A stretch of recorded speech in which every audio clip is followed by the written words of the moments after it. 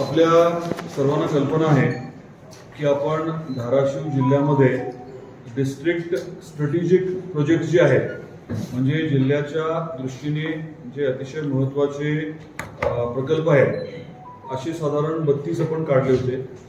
त्यात आता 2 अजून वाढवले. साधारण 34 मोठे प्रकल्प हे आपण आवर्जून हाती घेतले. आपल्या जिल्ह्यातल्या नागरिकांच्या ज्या काही गरजा आहेत किंवा आकांक्षा आहेत त्याच्या अनुषंगाने एक एक विषय आपण हाताळतोय.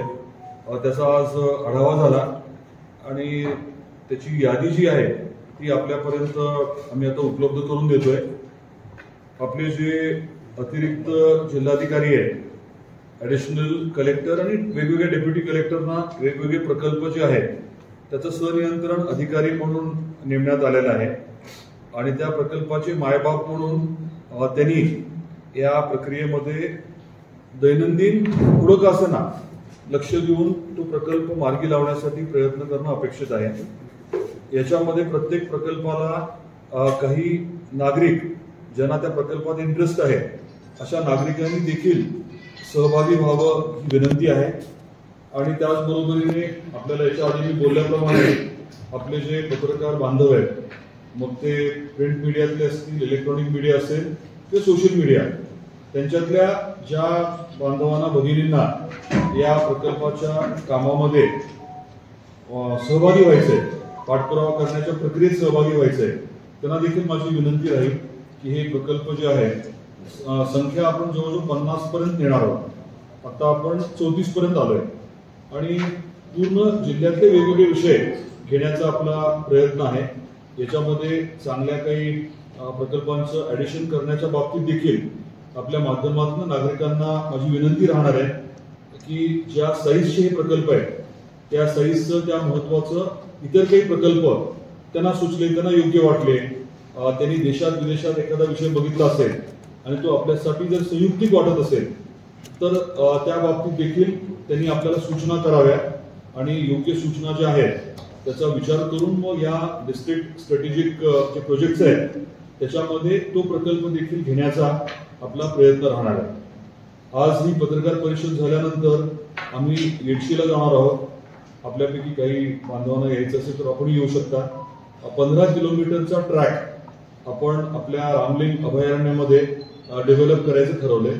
जेवढा लवकर होऊ शकेल, साधारण 3-1 महिन्याचा पिरियड असा आपण गृहीत धरतोय. डिसेंबर पर्यंत ते काम व्हावं आणि काही जिप्सी किंवा तत्सम गाड्या ज्या आहेत त्या आपल्याला कदाचित रेंटवर घेता येतील आणि ट्रेनिंग व्यवस्थित देऊन जे ड्रायव्हर आणि गाईड आहेत त्यांना व्यवस्थित प्रशिक्षित करून मग ते आपल्या रामलिंग अभयारण्यामध्ये लोकांना सफारीवरती 15 किलोमीटरच्या सफारीवरती नेऊ शकतील.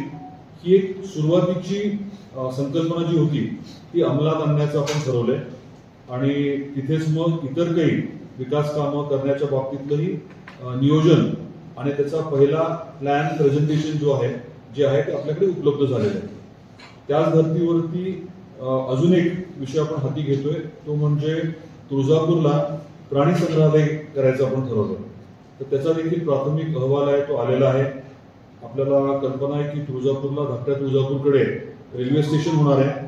तिथेच मोरडा नावाचं गाव आहे, तिथे सोशल फॉरेस्ट्रीची, वन विभागाची काही जमीन उपलब्ध आहे. टेंटेटिव्हली तिथे हे प्राणी संग्रहालय करण्याचं आपलं नियोजन आहे. मोठं प्राणी संग्रहालय राहणार आहे आणि येडशीचं तर आपल्याला महत्त्व सगळ्यांना माहितीच आहे. ते तर अभयारण्यच आहे. तिथे सुरुवात जी आहे ती या सफारीच्या ट्रॅकने आपण करणार आहोत. बाकी आता प्रकल्पांची यादी आपल्यापर्यंत द्यायला सांगतो आणि आपल्याला आणि आपल्या माध्यमातून आपल्या धाराशिव जिल्ह्यातल्या नागरिकांना जे मूळचे धाराशिवचे आहेत आणि बाहेर राहत आहेत, म्हणजे काही देशात असतील, परदेशात असतील, त्यांनी देखील आवर्जून या महत्त्वाच्या विषयात आपल्याला मदत करावी, सहकार्य करावं, त्यांच्या सूचना द्याव्या असं आवर्जून मी आवाहन करतो.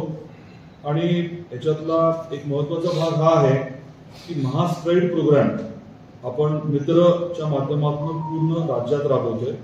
त्याच्या महास्ट्राईड त्याचा म्हणजे हेतू हा आहे की प्रत्येक जिल्ह्याची जी बलस्थानं आहेत त्याच्या अनुषंगाने त्या जिल्ह्याचा आर्थिक विकास करायचा.